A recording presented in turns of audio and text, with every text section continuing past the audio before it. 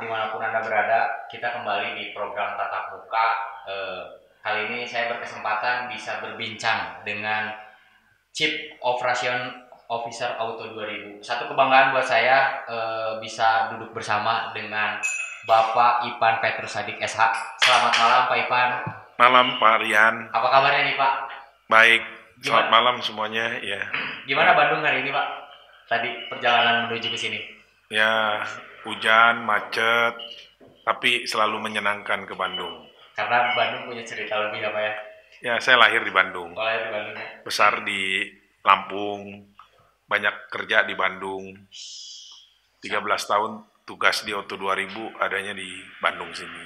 Dulu awal karir Pak Ipan pas di Bandung, ini Pak Ipan tuh salah satu mahasiswa ya di Unpar dulu ya Pak, lulusan Unpar tahun 1982 sampai 86 sampai 91 di Fakultas Hukum Unpar Bandung. Ya, Ini bisa diceritain Pak dulu pas zaman-zamannya Pak Ipan kuliah itu seperti apa sih Pak? Karena mungkin pemirsa di rumah pengen tahu nih.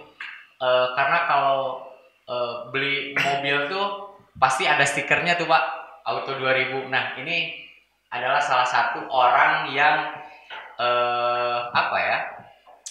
Berpengaruh lah ya Pak ya di Auto 2000. Ini bisa diceritain nih Pak, awal mula Pak Ipan bisa masuk di Auto 2000 Pak Ipan. oh, ya awalnya pada saat saya mau lulus kuliah itu saya dipanggil dosen saya.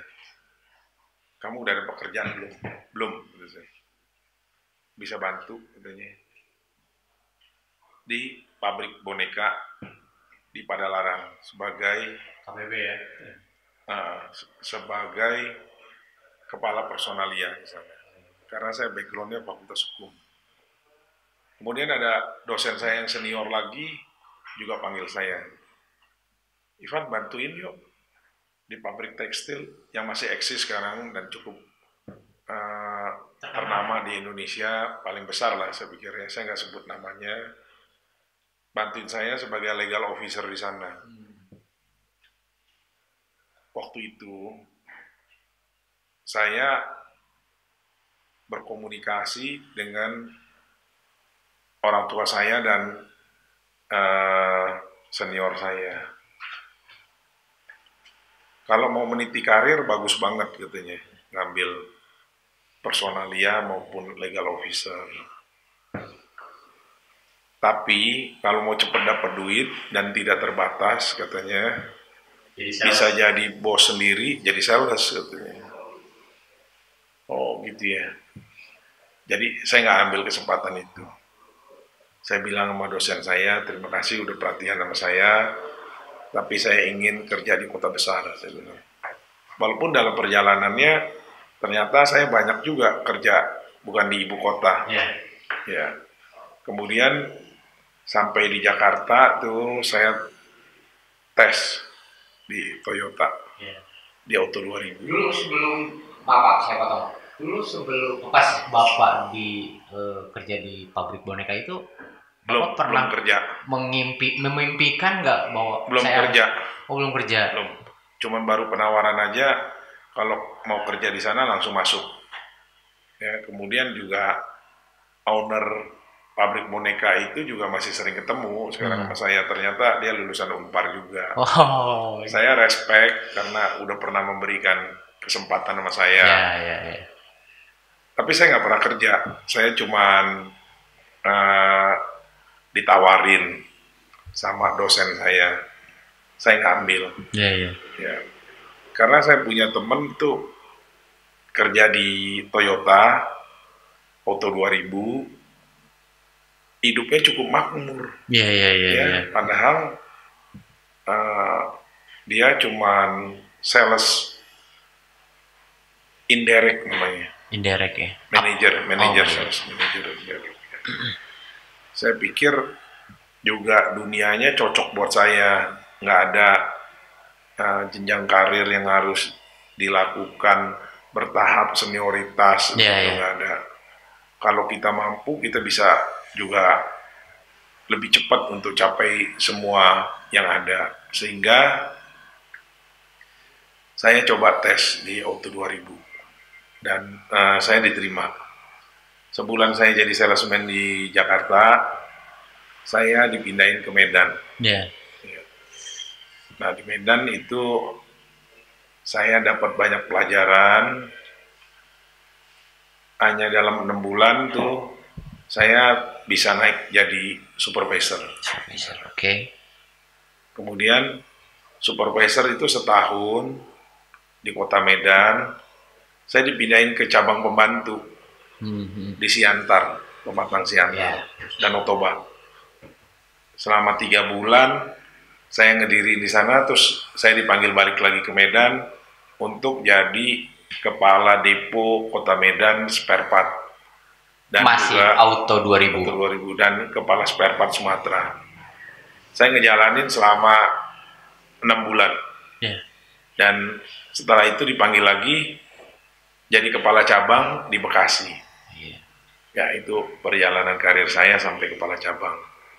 Kemudian dari kepala cabang ini 98 itu ada krisis moneter.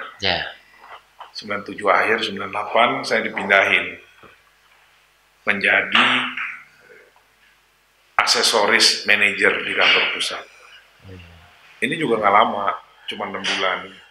Saya dipindahin lagi jadi kepala cabang di Bandung.